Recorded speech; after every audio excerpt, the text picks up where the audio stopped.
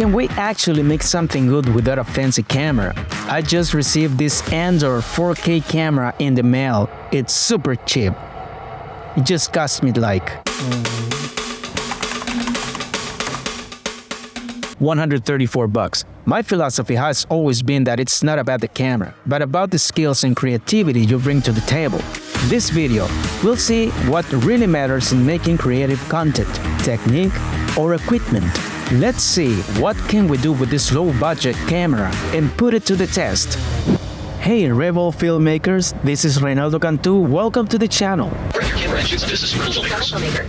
Alright, so this is the Andor camera. Like I said before, it's a 4K camera that shoots 24 frames per second in 4K, but in VR format. We'll talk about that later. It also shoots in 2K at 30 frames per second and Full HD at 60 frames per second. That means we can do some slow-mo shots with this thing, and it also shoots at 120 frames per second in 720p. It doesn't have a mic input or a headphone jack, but it does come with this adapter thingy that you can plug in here, and then you can hook up a microphone to it.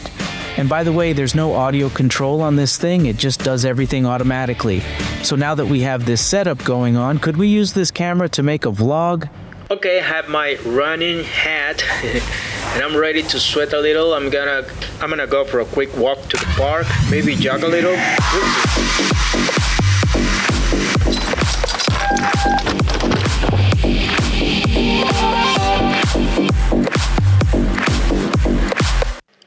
Okay guys, we made it to the park, so let's get to it. I mean, let's get some exercise done.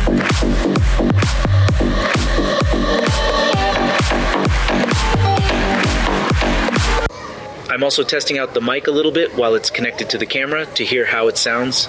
But of course you're not gonna notice anything because all this video is dubbed in English, so whatever.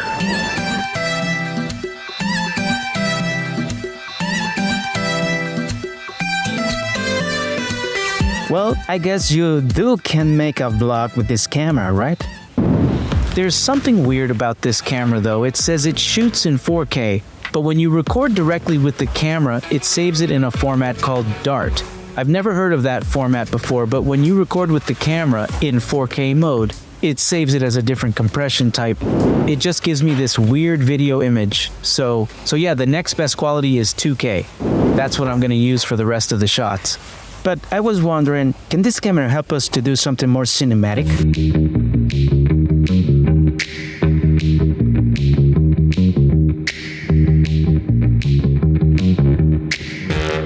Another thing that helped me a bit is that you can control the exposure on some shots. Well, it just has like stops to adjust the exposure. That let me use this thing to set up the light a bit better in some situations. But it's very, very basic. I mean, you obviously can't control the light very well with this thing. But anyway, I shot this little short film with this camera, and it did alright. Let's see how the short film turned out, okay? Are you sure it's here? Affirmative, that's the target location.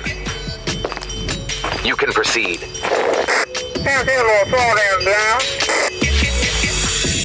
Are you sure? Affirmative. Go ahead.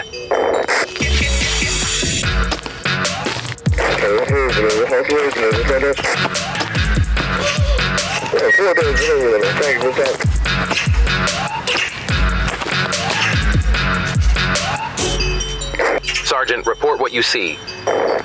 Sergeant! What's going on?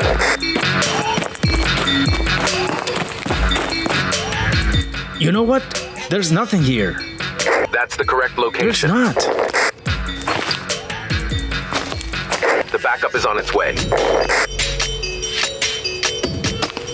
Wait, I can see something. The backup is 5 minutes away. You know what? I'm coming out. No! Wait for the backup. It's on the way. I'm coming out. No! Sergeant, wait.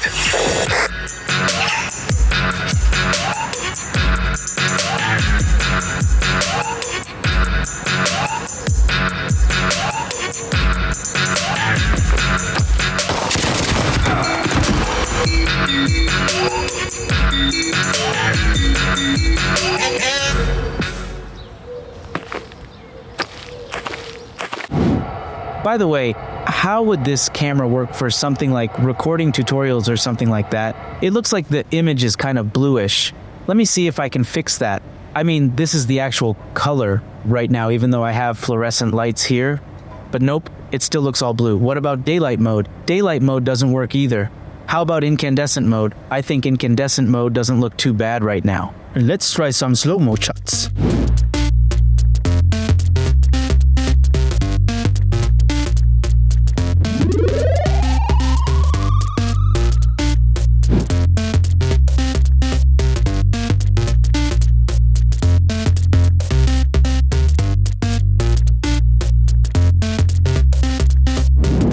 Another thing that I really liked, it's about this adapter that it's included. It removes that limitation that many of these cameras have, which are these lenses that are very narrow.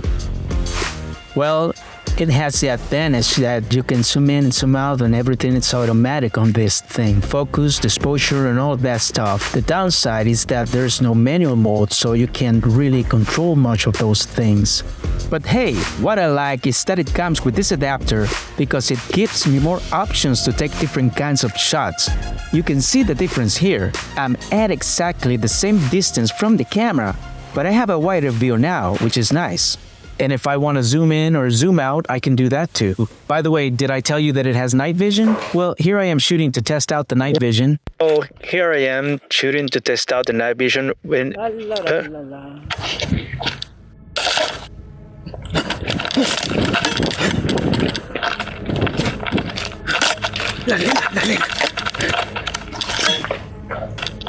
I think it's the guy from the IRS. Oh no, I'm screwed.